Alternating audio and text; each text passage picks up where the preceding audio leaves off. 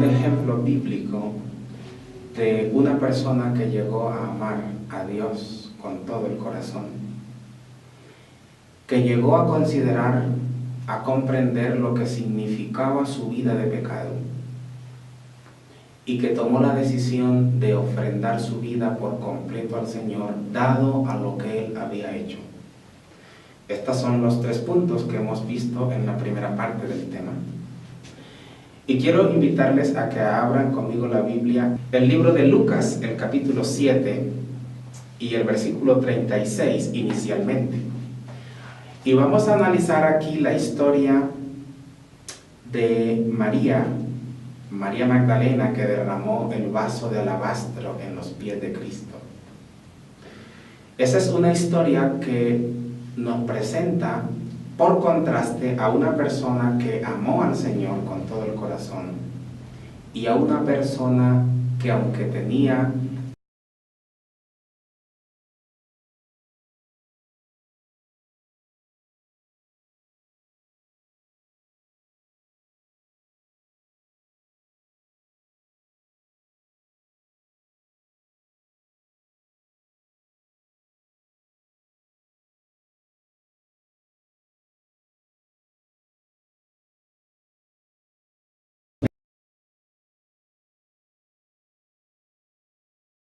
entonces una mujer de la ciudad que era pecadora, al saber que Jesús estaba a la mesa en casa del fariseo, trajo un frasco de alabastro con perfume y, entrando detrás de él a sus pies, llorando, comenzó a regar con lágrimas sus pies y los enjugaba con sus cabellos y besaba sus pies y los ungía con el perfume.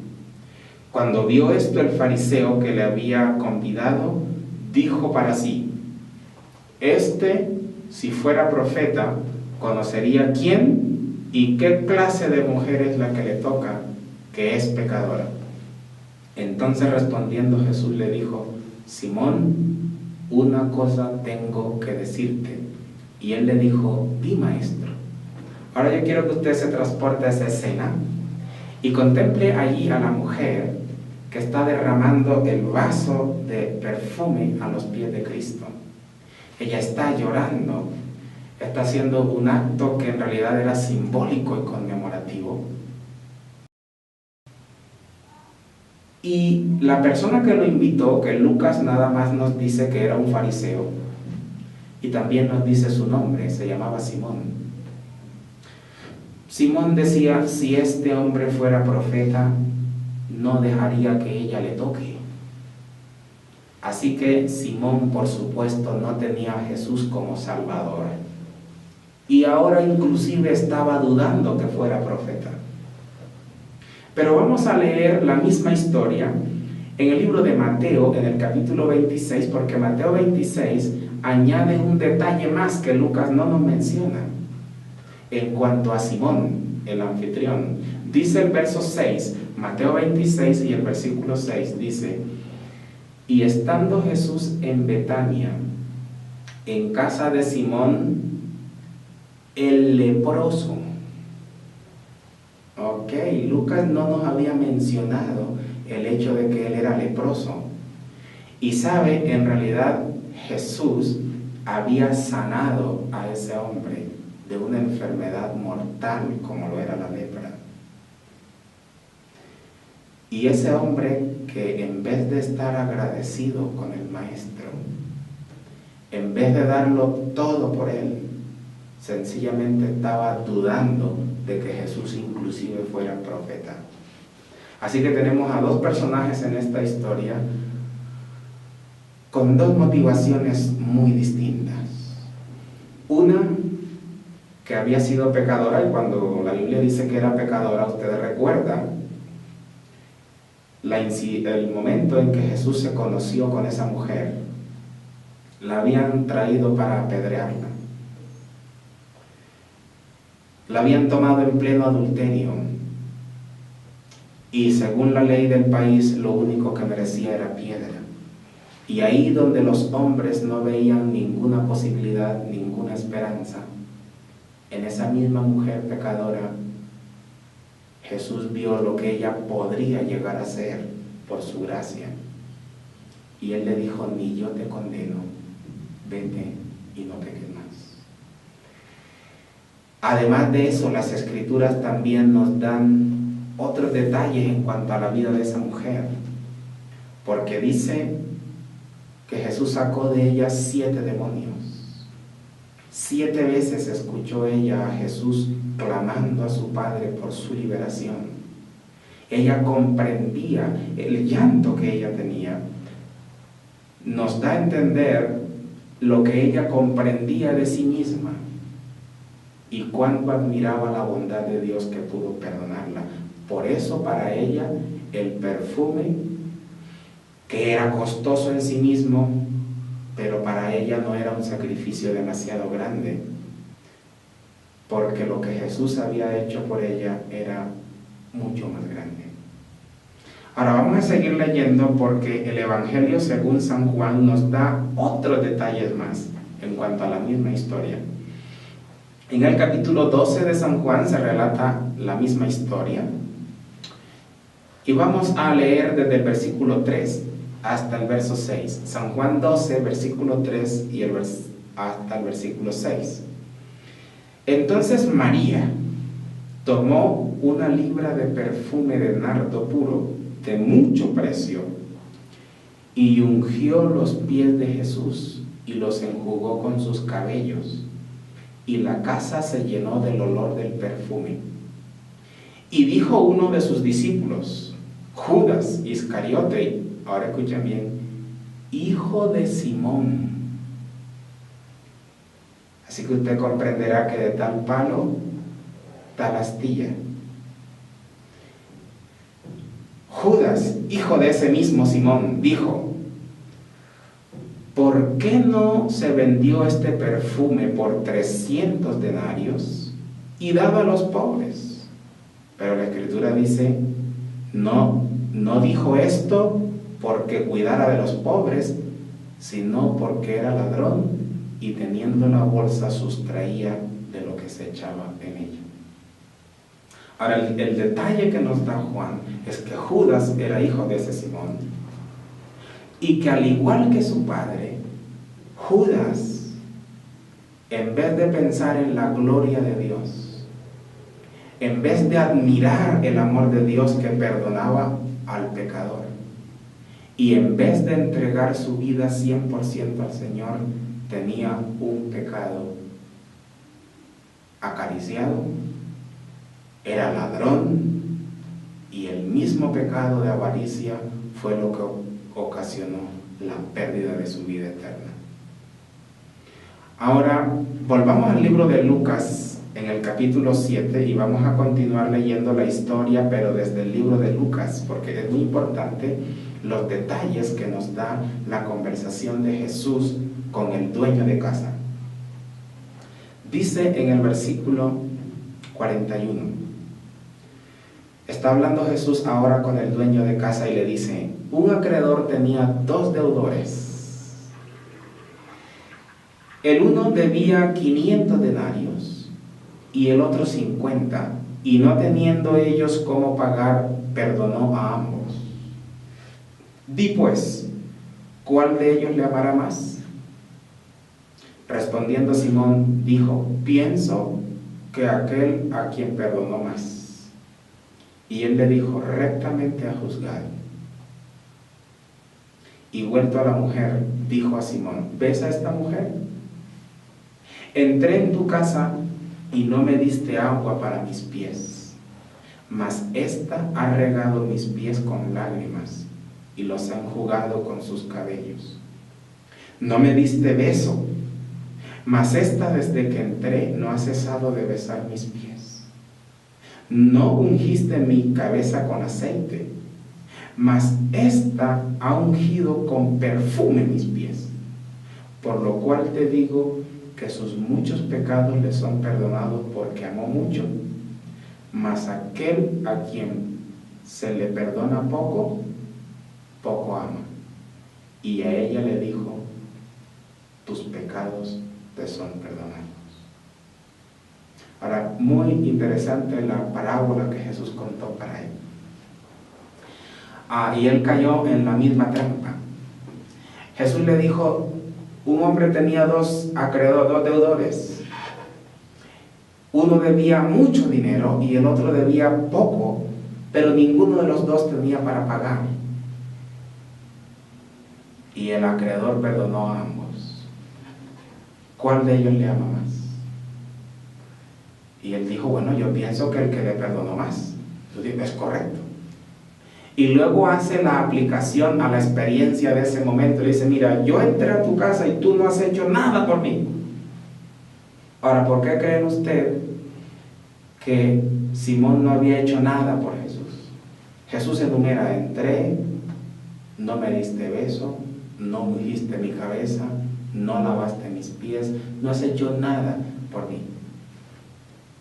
Y no sé si recuerdan que el libro de Mateo nos dijo que Simón era leproso y que Jesús había sanado a ese hombre.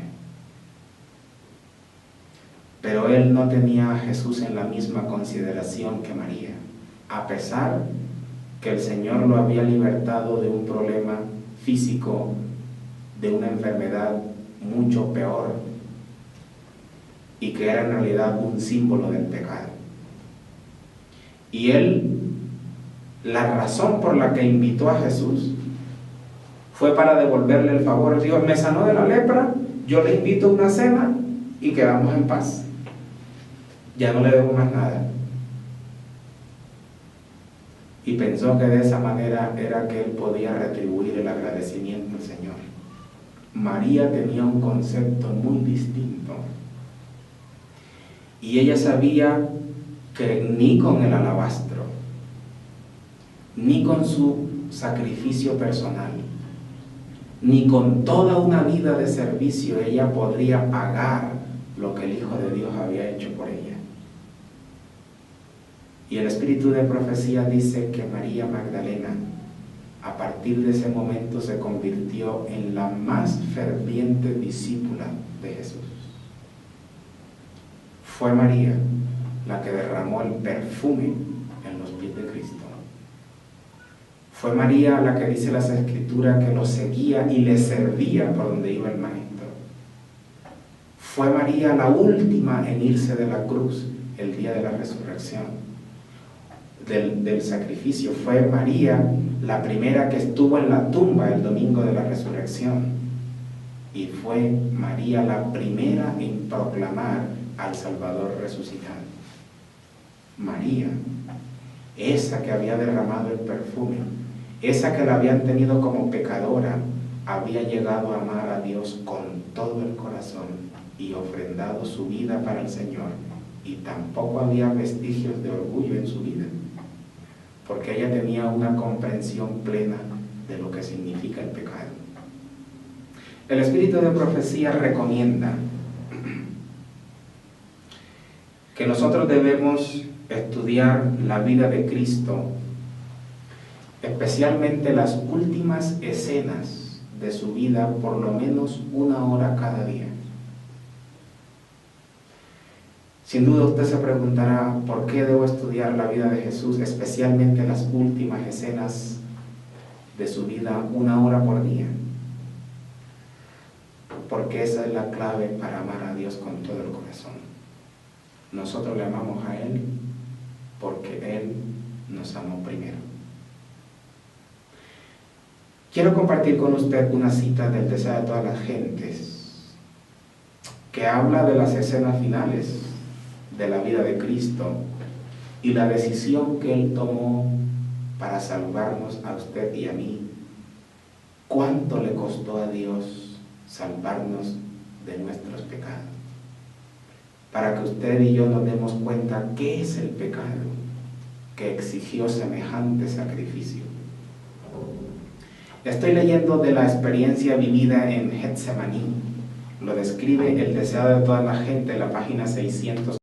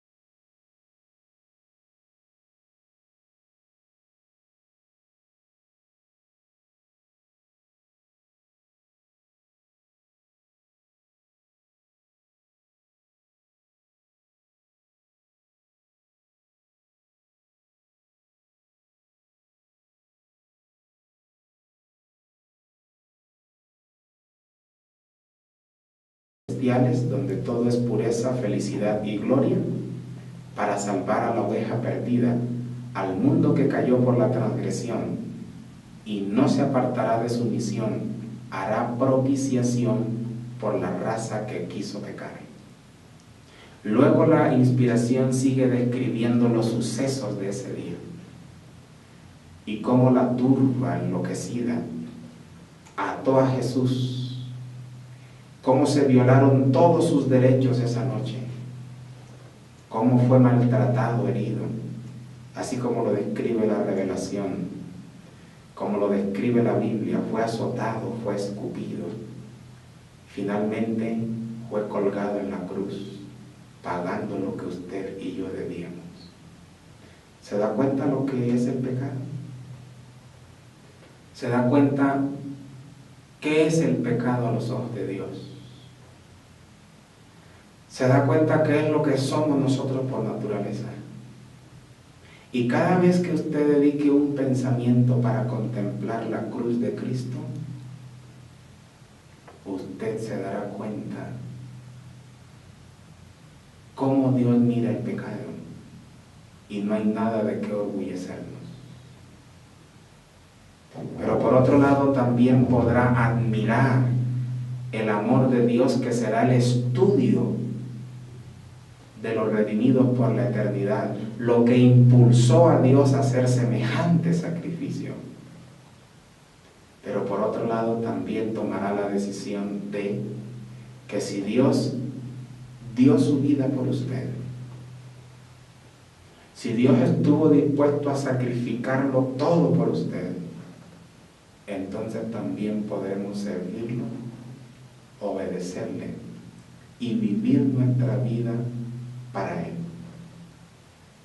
Amar a Dios con todo el corazón significa entonces vencer nuestros pecados, tener un concepto humilde de nosotros mismos, vernos como Dios nos ve y servirle como Él espera que le sirvamos. Estar en el reino de Dios significa conocer por experiencia propia ese amor que se desprende de la cruz. El versículo con que empezamos, el versículo de Marcos 12, que describe al escriba, Jesús dice que él estaba cerca al reino de Dios. Eso no es ninguna ventaja. Muchos de nosotros quizá, y quiera el Señor que esa no sea nuestra experiencia, muchos de nosotros nos vamos a perder estando cerca. La revelación dice que desear ser un cristiano verdadero es bueno, pero si solo se queda en desear, de nada sirve. Llegar a amarlo significa tener una comprensión de mi debilidad.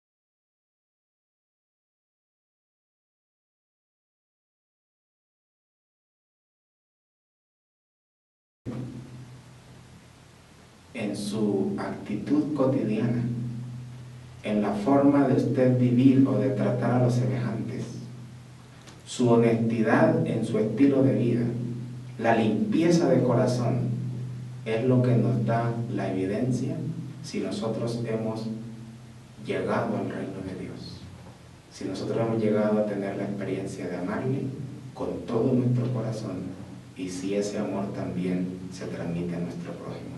Que Dios le bendiga, que el Señor nos ayude para que podamos tener esa experiencia de amarle con todo el corazón y un día poder encontrarnos en ese reino, en el reino donde el Señor quiere que usted y yo por fin lleguemos a vivir.